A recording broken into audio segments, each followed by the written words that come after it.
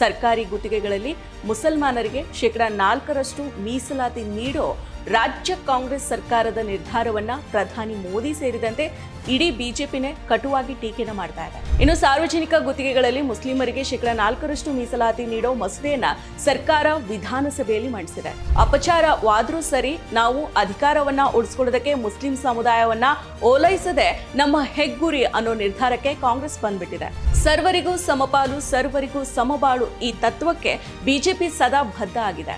ಆದ್ರೆ ಕಾಂಗ್ರೆಸ್ ಸರ್ಕಾರ ಮುಸ್ಲಿಮರಿಗೆ ಬಹುಪಾಲು, ಇತರರಿಗೆ ಅಲ್ಪಪಾಲು ಅನ್ನೋ ನೀತಿಯನ್ನ ಅನುಸರಿಸಿ ನಮಸ್ಕಾರ. ಮುಸಲ್ಮಾನರಿಗೆ ಸಾರ್ವಜನಿಕ ಗುತ್ತಿಗೆಗಳಲ್ಲಿ ಶೇಕಡ 4% ಮೀಸಲಾತಿ ನೀಡೋ ವಿಚಾರ ಇದೀಗ ಚರ್ಚೆ ಆಗ್ತಾ ಇದೆ. ಸರ್ಕಾರಿ ಗುತ್ತಿಗೆಗಳಲ್ಲಿ ಮುಸಲ್ಮಾನರಿಗೆ ಶೇಕಡ 4% ಮೀಸಲಾತಿ ನೀಡೋ ರಾಜ್ಯ ಕಾಂಗ್ರೆಸ್ ಸರ್ಕಾರದ ನಿರ್ಧಾರವನ್ನ ಪ್ರಧಾನಿ ಮೋದಿ ಸೇರಿದಂತೆ ಇಡೀ ಬಿಜೆಪಿನೇ ಕಟುವಾಗಿ ಟೀಕೆನ ಮಾಡ್ತಾ ಇದೆ.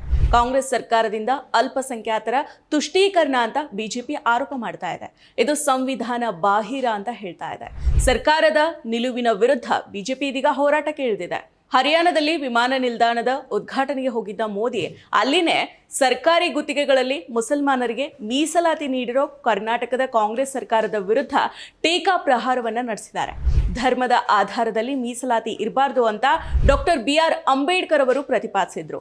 ಧರ್ಮಾಧಾರಿತ ಮೀಸಲಾತಿ ಸಂವಿಧಾನ ವಿರೋಧಿ ಅಂತ ಹೇಳಿದ್ರು. ಇನ್ನು ಸರ್ಕಾರಿ ಗುತ್ತಿಗೆಗಳಲ್ಲಿ ಮುಸಲ್ಮಾನರಿಗೆ ಶೇಕಡ 4% ಮೀಸಲಾತಿ ನೀಡೋ ರಾಜ್ಯ ಸರ್ಕಾರದ ಮಸೂದೆಯನ್ನ ರಾಜ್ಯಪಾಲ ಥಾವರ್ ಚಂದ್ ಗೆಹ್ಲೋಟ್ ಅವರು ರಾಷ್ಟ್ರಪತಿಯವರ ಅಂಕಿತಕ್ಕೆ ಹೊತ್ತು ಹಾಕಿದ್ದಾರೆ. ಇದನ್ನೆಲ್ಲ ನೋಡಿದ್ರೆ ಮುಸಲ್ಮಾನರಿಗೆ ಮೀಸಲಾತಿ ನೀಡೋ ರಾಜ್ಯ ಕಾಂಗ್ರೆಸ್ ಸರ್ಕಾರದ ಮಸೂದೆ ಕಾಗದದಲ್ಲಿ ಉಳಿಯುತ್ತಾ ಅನ್ನೋ ಪ್ರಶ್ನೆ ಮೂಡುತ್ತೆ. ಹೌದು, ರಾಷ್ಟ್ರಪತಿಯವರ ಅಂಕಿತವನ್ನ ಪಡೆಯುವಂತೆ ಸೂಚಿಸಿ ಈ ಮಸೂದೆಯ ಕಡತನ್ನ ರಾಜ್ಯಪಾಲರು ರಾಜ್ಯ ಸರ್ಕಾರಕ್ಕೆ ಹಿಂತಿರುಗಿಸಿದ್ದಾರೆ. ಬಿಜೆಪಿಯ ತೀವ್ರ ವಿರೋಧದ ನಡುವೆಯೂ ರಾಜ್ಯ ಕಾಂಗ್ರೆಸ್ ಸರ್ಕಾರ ಈ ಮಸೂದೆಯನ್ನ ವಿಧಾನಮಂಡಲದಲ್ಲಿ ಪಾಸನ್ನ ಮಾಡಿ ರಾಜ್ಯಪಾಲರ ಅಂಕಿತಕ್ಕೆ ಕಳಿಸಿತ್ತು.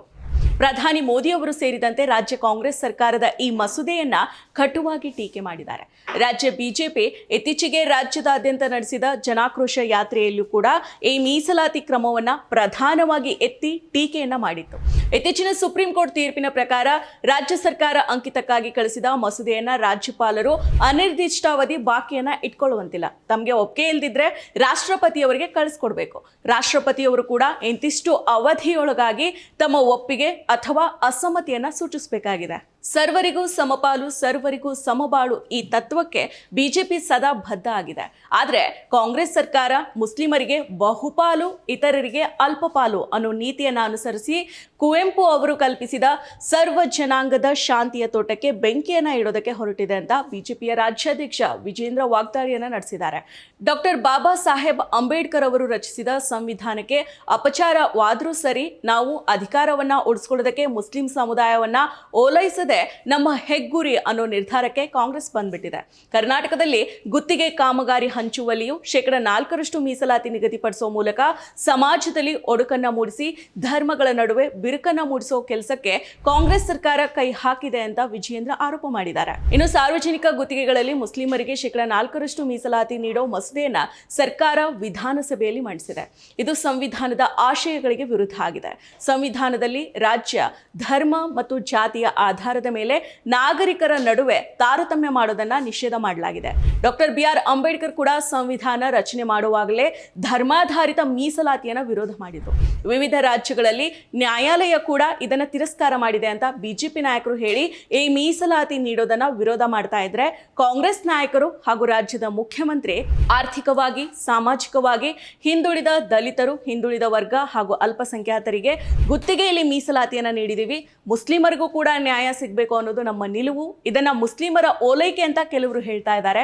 ಮುಸ್ಲಿಮರಿಗೆ ಯಾಕೆ ಮೀಸಲಾತಿಯನ್ನ ನೀಡಬಾರ್ದು ಅಂತ ಮುಖ್ಯಮಂತ್ರಿ ಸಿದ್ದರಾಮಯ್ಯ ಅವರು ಪ್ರಶ್ನೆನ ಮಾಡಿದ್ದಾರೆ. ಮುಸ್ಲಿಮರಿಗೆ ಆರ್ಥಿಕವಾಗಿ, ಸಾಮಾಜಿಕವಾಗಿ ಶಕ್ತಿ ಇದೆಯಾ?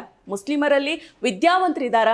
ಯಾಕೆ ಮೀಸಲಾತಿಯನ್ನ ಮಾಡಬಾರ್ದು ಅಂತ ಪ್ರಶ್ನೆಯನ್ನ ಮಾಡಿದ್ದಾರೆ. ಇನ್ನು DCM DK ಶಿವಕುಮಾರ್ ಅವರು ಪರಿಶಿಷ್ಟ ಜಾತಿ ಹಾಗೂ ಪಂಗಡದವರಿಗೂ ಮೀಸಲಾತಿಯನ್ನ ನೀಡಲಾಗಿದೆ. ಸಮಾಜದಲ್ಲಿ ಯಾರು ಆರ್ಥಿಕವಾಗಿ ಹಿಂದುಳಿದಿದ್ದಾರೋ ಅವರನ್ನ ಸಮಾಜದ ಮುಖ್ಯವಾಹಿನಿಗೆ ತರೋದು ನಮ್ಮ ಆದ್ಯತೆ.